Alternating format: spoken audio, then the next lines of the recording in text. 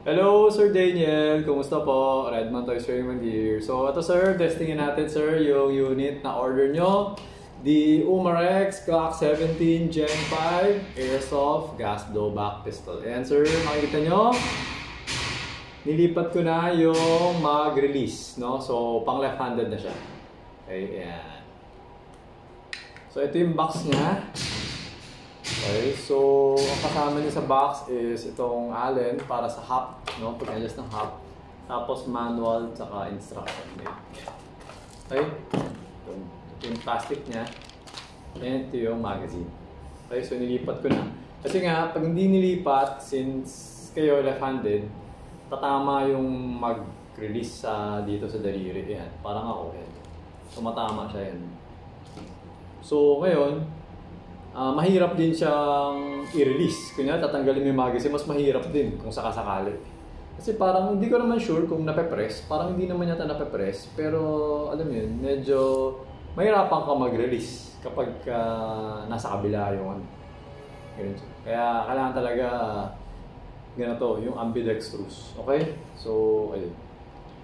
Kasi nga, yung magazine kasi ng Umarex, di ba license unit siya? So, dalawa kasi yung kanal. So, left and right.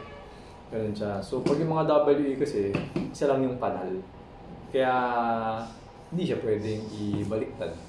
Okay? So, ayun sir. Yung unit nyo.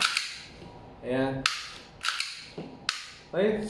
So, ngayon, ito na ang inyong magazine. Lalagyan natin ng bala.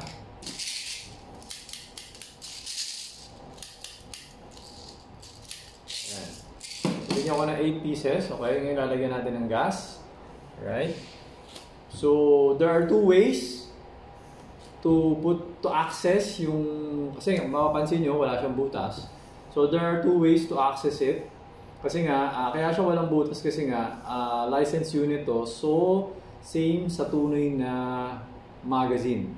Yung sa tunay na Glock, na tunay na baril, yung ilalim. Okay? So, yan.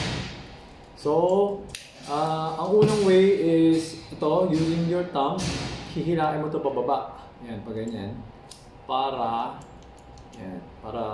ma-access mo yung valve. Okay?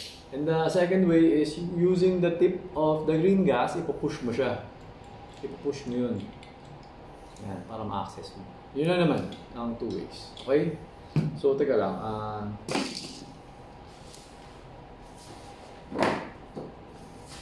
Tingnan ko nga kung mahigpitan po ba ito. Kunti lang.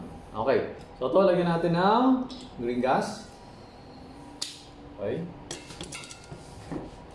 Tapos, okay. So, ayan. So, buksan natin ang chronograph. Alright. So, medyo okay pa naman. Kahit pa paano. Kahit malabo na. Alright. So, always remember to keep your trigger finger out. Make sure that the muzzle is always pointed at the safe direction. Okay? So, walang tao, walang LCD, walang hayop or something. Okay? Trigger finger out. Okay? So, pasok natin. Okay? Then, kasa natin. Ayan yung BB. Bitaw. Okay? So, ito na. Firing. Pangko lang. Usual. Malakas ang blowback. 373.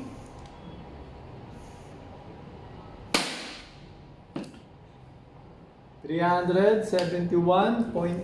Ito medyo malakas itong FPS itong unit. Kasi minsan parang nasa 345 na lang yung ano. 367.7. Malakas yung blowback, malakas yung FPS. 372.9. Nagkaroon kasi ng time para bumaba yung FPS niya eh.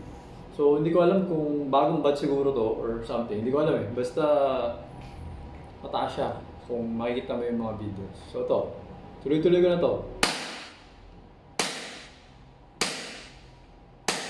Okay? Yan. Nag-open chamber siya. Magpe-press ko sana dito. Sa kabila na pala yung mag-release. Okay? Ayan. Ng bala. Alright? Tapos, ang last shot natin for 8 shot, 354.2. Okay?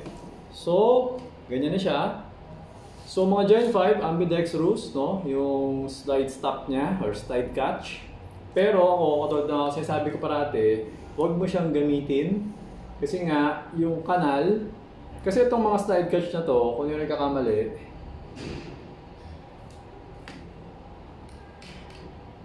ako magnet dito eh. Kung yung nagkakamali, these are made of steel. Kung yung nagkakamali kasi sa Wii kasi steel eh. So dito hindi ako sure. Wala akong magnet eh, kaya hindi ko ma-testing. Pero basically kasi pag ginagamit mo to, makakayod kasi yung, ito kasing slide to, this is made of metal, pero zinc alloy lang siya. So parang malambot na klase ng metal lang siya. Or, hindi ko ma-explain, parang ganun. So eventually, kapag parati mo ginagamit to, parang ginaganon mo para bumalik, makakayod. So tendency, yung kanal, magiging ganun. Imbis na dati, di ba, nakaganon siya, tapos naglalak, di ba? Magiging ganun. Kasi nakakayod siya eh. So susunod, hindi na siya maglalak. Susunod, ba't di na naglalak to? Kasi nga, mapapansin mo yung kanal, imbis na nakaganon na. Ubus na siya, napudpud na. Kaya, kung hindi naman competition, bahay ka lang naman, edi ganunin mo na lang. Hilahin mo lang to, tapos i-release mo. Okay? So, ayan. Hammer down. Okay? So, pasok ko lang ulit. So, walang bala, no? Ayan. So, nag-open chamber siya. Okay? So, ayan. Ang hirap nga i-release pag sa kabila. Ayan. Okay? Ngayon, hindi ko alam kung anong dahilan, pero for some reason, so, pag tinignan mo kasi mga past videos ko, past vlogs regarding lock, ganito, Umarex, meron akong tinatabas, di ba? Pero ngayon, hindi ko alam kung bakit, parang hindi na kailangan. So, katulad ngayon, kakalasin natin yung slide, para kalasin yung slide, di ba? So, ikakasa mo muna, okay? Tapos, bababa mo to. Ayan, mabilis na siya. So, yung umpisa, hindi. Kaso nga lang, di ba, pinalit ko. So, nung pinalit ko, ang ginawa ko lang is parang ginanon-ganon ko lang siya. Tapos eventually, parang yun na. Okay na siya. Mabilis na siyang kalasin. Ayan.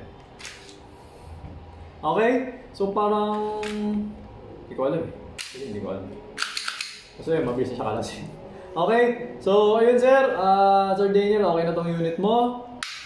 So, pwede ko na siya i-pack at ipadala sa inyo. Okay? So, ayun sir. Thank you for your order. Until next transaction po, always remember to stay safe, stay great, be good, and be thankful always. God bless po sir. Bye-bye.